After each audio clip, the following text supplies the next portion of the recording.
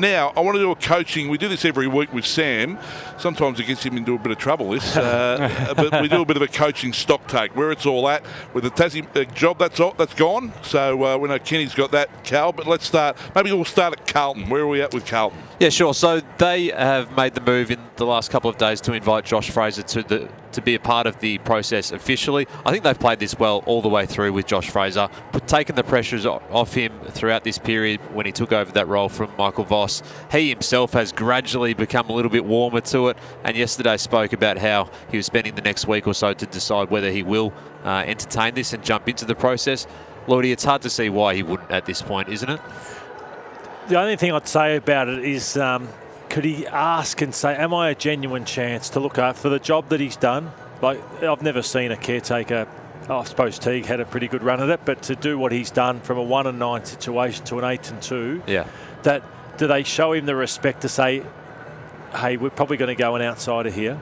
Don't put yourself in the race, just to protect him for his future ambitions, because he could be a coach at an AFL club the next few years. Yeah, so there's he weighing that up, and then there's 4 others in that mix that we believe: Jamie Graham, Corey Enright, James Kelly, and Daniel Giansiracusa, who's the head of development at the Hawks, having crossed from Essendon last year. So more interviews from them in recent days. Will also go again next week. So there's that part of it. But there's the dueling part of this, Matty, in that one of their assistants in that process, in Jamie Graham, is also in the process for the Essendon job. And the way it's tracking, there's every chance that Essendon makes their appointment first. I still expect that Essendon make a call on its senior coach, not next week, but the week after, early in the week after. That would be my expectation, if not in about 8 to 9 days once they go through their suite of interviews next week. So where it sits from an Essendon point of view is, obviously, James Hird is still in this mix. There's a final 4, and that's not counting Dean Solomon at the moment. James Hird, Jamie Graham at Fremantle, Mark McVeigh, of course, a club great, and now at the Swans, and Murray Davis, who's the director of coaching at Adelaide.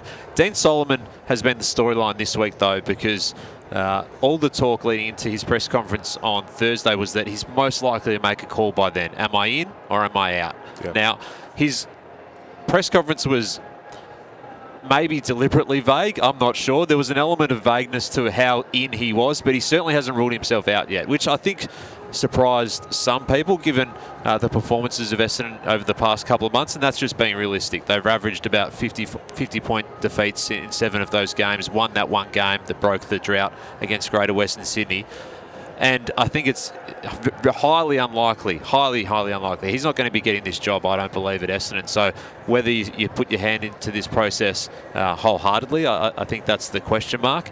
But he's certainly not ruled that out at all, and he's going to meet with the Bombers next week and put forward a case. Whether it's the strongest case, there's still some discussions there to be had, but yeah, it's a fascinating role that he's playing in all of this. What about, Cal, this talk of a Bombers dream team? So you have either James Hird or Mark McVeigh as head coach, and then you have Hird and Solomon. Is that realistic? I think that dream team only works if James Hird is the senior coach, and maybe then Mark McVeigh could come and support him as an assistant coach. I can't see it working where Hird would be an assistant to either of the other options. And Dean Solomon's contracted for next year at the club as an assistant at the very least, if he isn't the senior coach. So that's where I sit on that one. Lloydie, I'm interested in asking you about Dean Solomon's role in this. Are you surprised that he is still weighing this up at this point?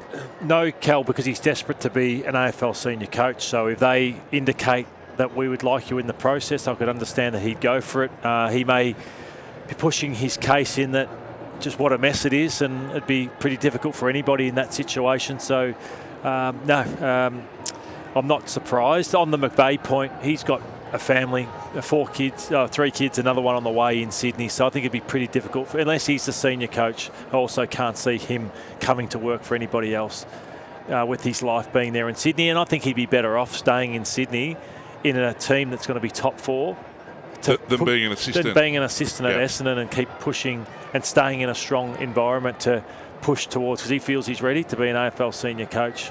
So in the next couple of days, most of these candidates for the Bombers will have spoken to Kevin Muscat, over Zoom, so he's coaching in Shanghai. And to slide tackle Kevin Muscat? Is it a fight? Like, as we said the other night, Jim, they brought their shin pads for those meetings over Zoom, and he's coaching the Shanghai Port, I think, in the Chinese Super League. They're in a relegation battle, so he's got some big issues on his mind as well. And they'll also have spoken with John Wardrop, who's a long-time analyst who's been at West Coast, Collingwood, Richmond at some point as well, Hawthorn, and most recently again at West Coast for that 2018 More premiership. clubs than Callaway. Yeah. Yes, that's right. So there's that part of it, and that's a level of screening, I would say. I don't think it's a huge part in the whole process, but it's the selection panel wanting to add some expertise to some areas that they don't have themselves. Do you think it's generally open to anybody through this process, or do you think they would know right now who they want? I'm always of the view that if you get this far, you probably have a feeling, don't you? I think you have a feeling of where it's headed, but sometimes interviews sway people, and we've heard from Melbourne about how the conviction of Stephen King this time last year was such a sell for them.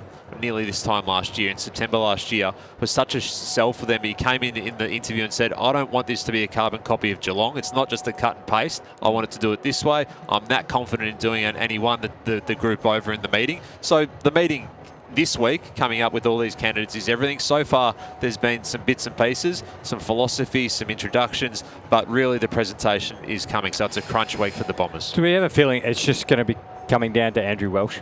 Like, with all respect to the panel, like he's been an incredibly strong person, for the Essendon Football Club. I think a lot of us on the outside looking in, and I'm removing you from this, Lloydie, being a very well-connected Essendon man, but someone who's so removed, it does seem like this is Andrew Welsh's decision.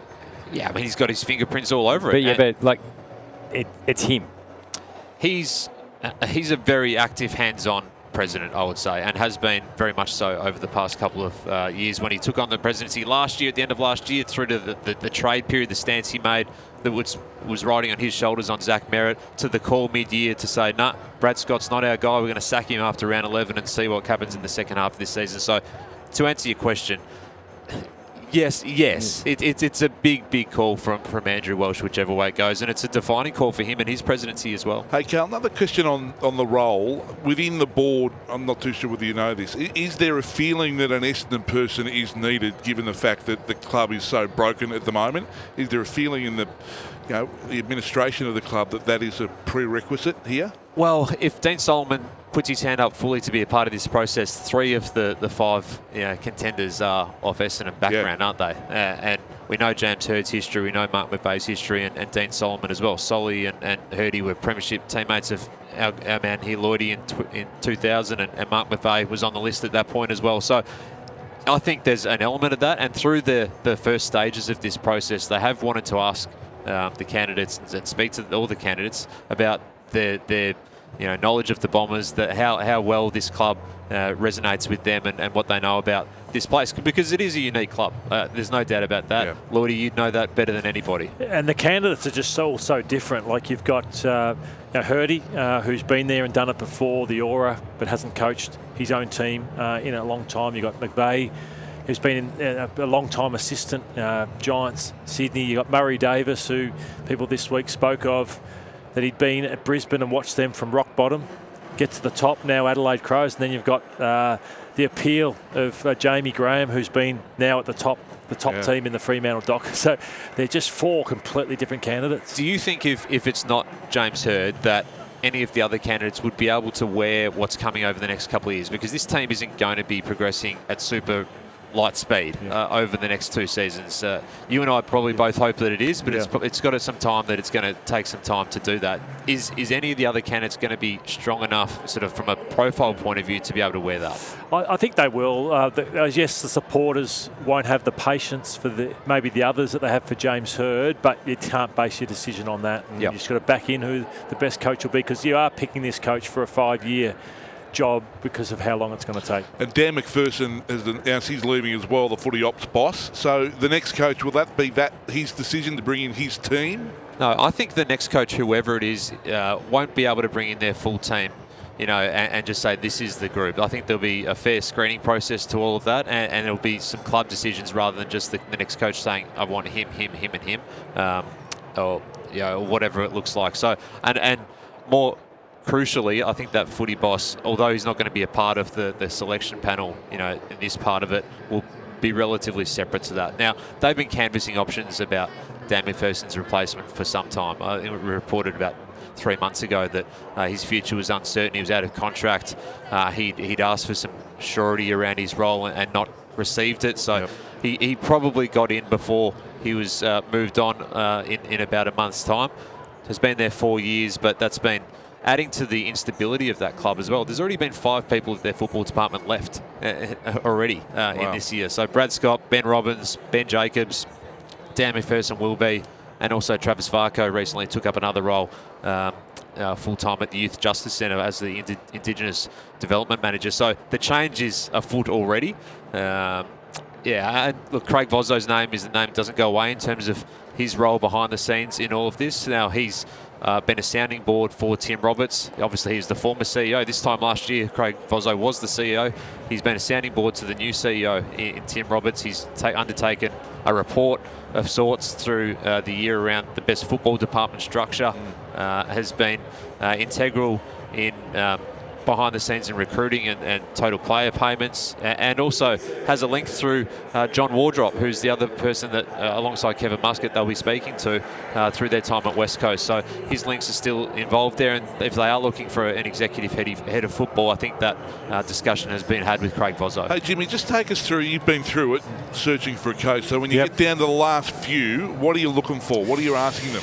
Look, for me, the experience that I went through at GWS, each interview was actually important. I know people get frustrated at each stage, but I think every time we'd spoken to Adam Kingsley, we found out more and more, and he was able to display what he was about as far as a coach. So clearly you need it to understand the philosophy and what he thinks of the list and where the list is at, and does he think he has the capability with that list to play the way he wants to play. So there's a bit of that, call it the X's and O's, and then list strategy and list structure, because they need to have a fair impact on that. What are they going to present from an outward point of view, because they are the face of your football club, and then how does that fit with what you've currently got? So it was a little bit different at the Giants. We had a well-established football manager in Jace McCartney, and of course a very well-established CEO. So it was probably more like what the Carlton process is. Of course, Carlton with Graham Wright and Chris Davies. So we were sort of just looking